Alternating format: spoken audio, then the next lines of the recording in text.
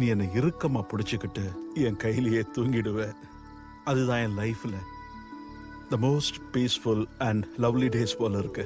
எவ்வளோ டென்ஷனா இருந்தாலும் டக்குன்னு போயிடுண்டா. பேரண்ட்ஸா நாங்க உங்ககிட்ட இருந்து எதிர்பார்க்கறது நீ எங்களுக்கு ஃபோன் பண்ணி விசாரிக்கணுங்கிறது இல்லை, நான் நல்லா இருக்கேன்னு நீ சொல்றத கேட்கணும்னு தான்டா. அந்த ஒரு வார்த்தை எங்களுக்கு ஸ்லீப்பிங் பில் மாதிரி வேலை செய்யும். ஆனா அந்த ஸ்லீப்பிங் பில் எங்களுக்கு தினமும் வேணும்டா.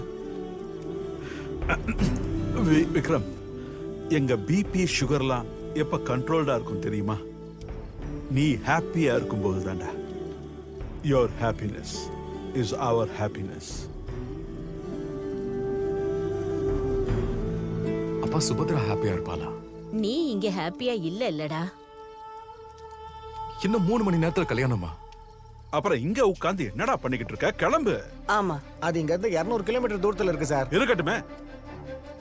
டேய், அவளுக்கு கல்யாணம் ஆகிற வரைக்கும் தான் உனக்கு சொல்றதுக்கான வாய்ப்பு இருக்கு. சம்மதிக்கிறாளோ இல்லையோ அது அவ விருப்பம். ஆனா நீ சொல்லாம விட்டுட்டா வாழ்க்கை பூரா கஷ்டப்படுவ.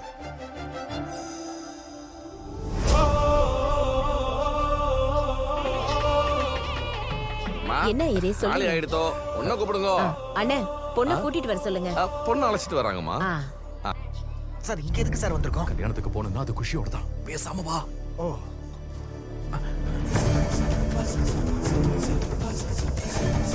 சார் வேகமா ஓட முடியல சார்.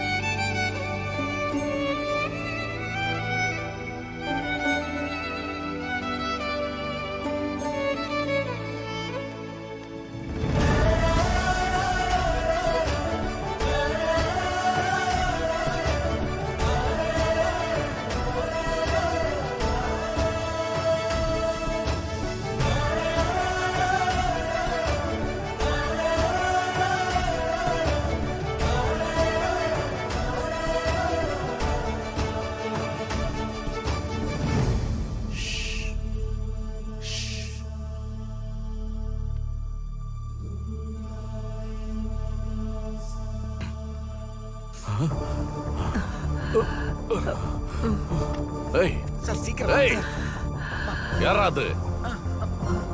Stop there. சுற்றுவேன். சார் ஷூட் பண்ணாதீங்க சார், நான் ஆன்சர் பண்ணிக்கிறேன். இருங்க சார்.